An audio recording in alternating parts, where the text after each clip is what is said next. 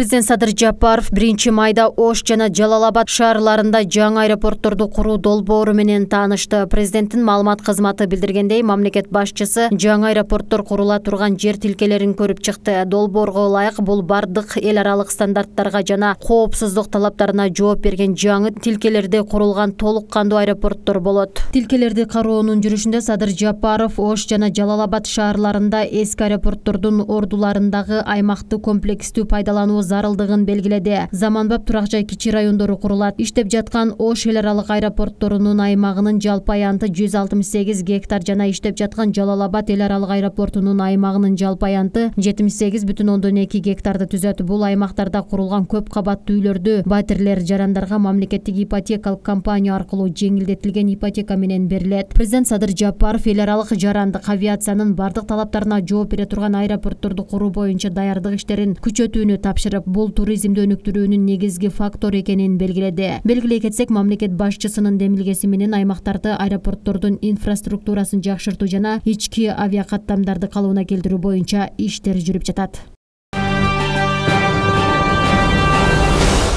Кумтор Голд компания жабык акционердик коомунун мурдагы тышкы башкаруучусу Теңиз Бөлтүрүк жана башка айыпкерлерден 844,512,858 сом зыян мамлекеттин казынасына өндүрүлдү. Бул тууралуу башкы прокуратура билдирет. Теңиз Бөлтүрүккө коррупция беренеси менен иш козголуп, тергөөнүн жүрүшү менен мамлекетке 1,146,449,161 сом зыян келтирилгендиги аныкталган. Учурда келтирилген зыяндын 80%га жакыны, тактап айтканда 844,512,858 сому мамлекеттин казынасына кайтарылды деп айтылат маалыматта. Белгилей кетсек, башкы прокуратуранын тергөө башкармалыгына Бөлтүрүктүн жактоочулары тарабынан айыпкерди абактан үй камагына бошотуу тууралуу өтүнүч келип түшкөн. Жогорудагыларды эске алуу менен Бишкек шаарынын Октябрь райондук соту тарабынан Теңиз Бөлтүрүктүн бөгөт коюу чарасы үй камагына өзгөртүлдү. Башкы прокуратурадан кошумчалашкандай, азыркы учурда кылмыш иши боюнча тергөө аракеттери жана келтирилген зыяндын калган суммасын өндүрүүгө багытталган тийиштүү иш-чаралары жүргүзүлүүдө. Бишкектен Москвага үзгүлтүксүз каттамдардын саны көбөйдү деп билдирет Манас эл аралык аэропортунун маалымат кызматы. 2023 жылдын 30 апрелинде Бишкек Аэрономат авиакомпаниясынын биринчи туруктуу каттамы учуп келген. Авиакаттамдар Airbus 320 учагы менен жумасына 2 жолу шаршемби жана жума күндөрү Внуково аэропортуна аткарылат. Бишкек шаарынын чекесинде жайгашкан Таштанды полигону жаз келери менен өрттөнө баштайт.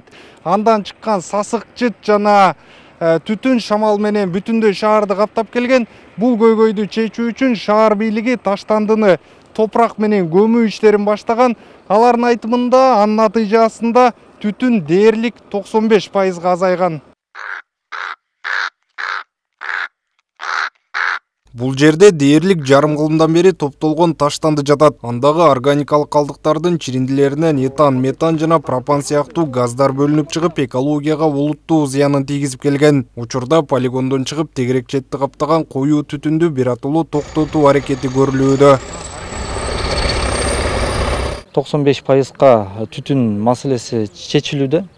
Мурда билесиз, ушул жерге түтүндөн киши көрүнбөй калчу. Азыр болсо түтүндүн көлөмү кескин түрдө азайды. Түтүндүн келип чыгышынын негизги себептери бул көп жылдык органикалык калдыктардын жер астына калыптанып, ошолордун чиригенинен биометан бөлүнүп чыгып, ошол биометан көп жылдыктан бери жеринен анан кийин бөлүнүп чыгып, ошо негизги түтөө алып келчү. Полигондо быкшып күйүп жаткан таштандылар өчүрүлүп, рекультивация иштери жүрүүдө. Чехиялык компаниянын өкүлдөрү дрон жана башка заманбап жабдуулар менен күйүүнүн очогун аныктоого жардам көрсөтүп жатат. Түтүндү жоготуу иш-чараларына ыктыярчылар дагы активдүү көмөк көрсөтүүдө. Биз Атай топ менен Бишкектеги эски полигондун абалы менен таанышып, жаңысын көрүүгө келгенбиз. Учурда көп жылдан бери таштанда төгүлгөн жайдагы түтүндү токтотууга жардам көрсөтүүдөбүз. Күйүп жаткан аянт чоң. Биз болсо заманбап техникалардын үлгү катары көрсөтүп, жер астындагы газдардын топтолушун ачыкка чыгарып көрсөтөбүз. Ошондой эле таштанды иргөөчү ишкана куруу алдында турабыз. Завод ишке кирсе, ушундай түтөгөн көрүнүш жокко чыкмак. How you treat the waste before its landfilling.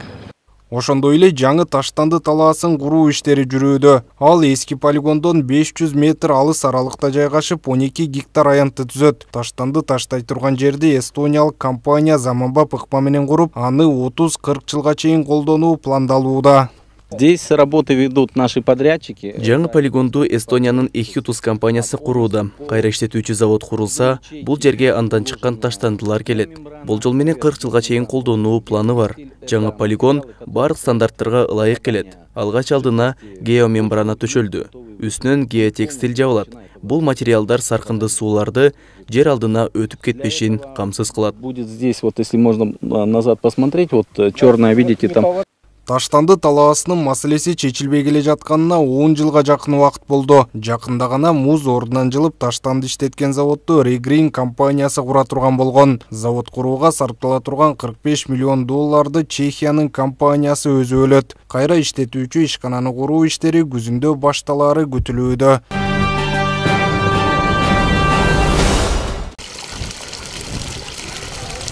Ысык көл районундагы чоң өрүктү айлана кышы жай эдебей эс алуучулар көп барат. Мында жер алдынан чыккан ысык сууга кардар чакырып бассейн иштеткен Керемет суу жана Дельфин эс алуу жайлары бар. Алардан чыккан саркындуу суулар көлгө куюлат. Көзөмөлдөөчү мекеменин өкүлдөрү болсо буга чейин суудан анализдер алынганын, баары жайында экенине ишендиришкени менен иш жүзүндө эс алуу жайларынын бирөөндө гана тазалоочу курулмасы бар экени маалым болду. Булар азыр бир жерден келдик, биз азыр бир кородон чыктык го. Ошонун бирөөнүн гана курулмасы бар. Ысык суунун жанында бирөөнүн эле тазалоочу курулмасы бар. Калганында жок. Септик менен. Но бирок септик жанагындай сиздер айткандай сууга кошулуп көлгө куюп атат деген эч кандай эме жок бул жерде. Анализ алынган. Эми анализдин жыйынтыгы баягы нормадан ашкан эмес да, норма эле болгон да бул. Анан бул жерден санап станцияда өзүнүкүн алган, биздин экологияда өзүбүздүкүн алганбыз. Анан бергенбиз да. Вот этих арыктарды вот кирсүү. Дал ушул өңдүү көрүнүштөрдү жоюп, ысык көлдүн экологиясын сактоо жана жакшыртуу боюнча зарыл чараларды көрүү боюнча Жаратылыш ресурстары министрлигине, Ысык көл облусунун жергиликтүү бийлик органдарына тапшырмалар берилип, бир нече жолу эскертүүлөр дагы болгонуна карабастан натыйжалуу иш-аракеттер жүргөн эмес. Президенттин администрациясынын контролдоо башкармалыгынын күтүүсүз текшерүү иштеринен кийин гана аталган органдар тарабынан иш-аракеттер көрүлө баштаган. Көлдүн жээгине жакын жайгашкан эс алуу жайларынын айланасы учурда да тазалык нормаларына жооп бербейт. Анан калса ага катар балык өстүргөн чарбада орун алган. 1 жылдан бери иштеп жаткан бул чарбадагы балыктар көлгө куюла турган сууда өстүрүлөт. Буга таптакыр уруксат жок. Жаратылыш ресурстар министрлигинин өкүлү карабайсызбы кандай акыбалда турат? Айыл өкмөт карабайсызбы? Түздөн түз кир суу бияка мына бияка аласыз. Мына анализдин көрүп туранын айтыш керек да. Сразу элечи лабораториядан алгандан кийин айтыш керек. Азыр сразу эле карабайсызбы, муну тигинтип салып, мынтип салып, уже баарыбызга эле уже белгилүү болду да, анын үчүн азыр алалык, андан кийин жыйынтык болсо анан сразу мет айталым. Бул жолу да жарылыктын аткарылышы боюнча жеринде күтүүсүз текшерүү иштери жүрдү. Иштин аксашына жол берген мамлекеттик органдарга карата тийиштүү чараларды көрүү боюнча өлкө жетекчилигине сунуштар берилет.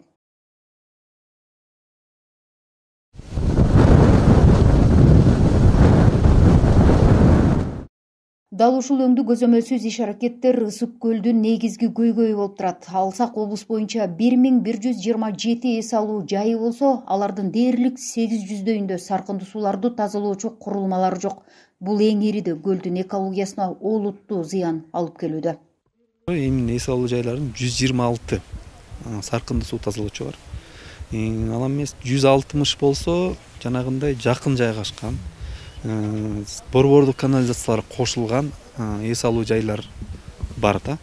Ал эми такыр жок кошулбаган септик менен дагы башка жолдор менен турган чакан гостевой домдор бар. Алардын ичинен пансионаттар да бар. Баягы союз убагында салып, азыр бүгүнкү күндө творду менен жок болуп кеткендер да бар да. Ошолордун баарын кошкондо бүгүнкү күндө 841 дагы эс алуу жайында жок. Биз ошолорго жанагы тур сезонго, жайкы сезонго даярдык боюнча бүгүнкү указга ылайык жанагы паспорт берүү маселеси каралган. Бүгүнкү күндө биздин министрлик тарабынан иштелип чыгып, министрликтер менен макулдашуулар бүтүп, азыр өкмөткө киргиздик.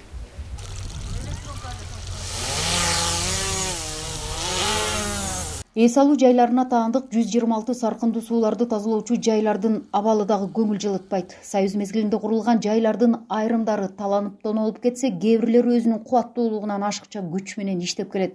Ушундай эле жагдай Алтын кум пансионатына да таандык.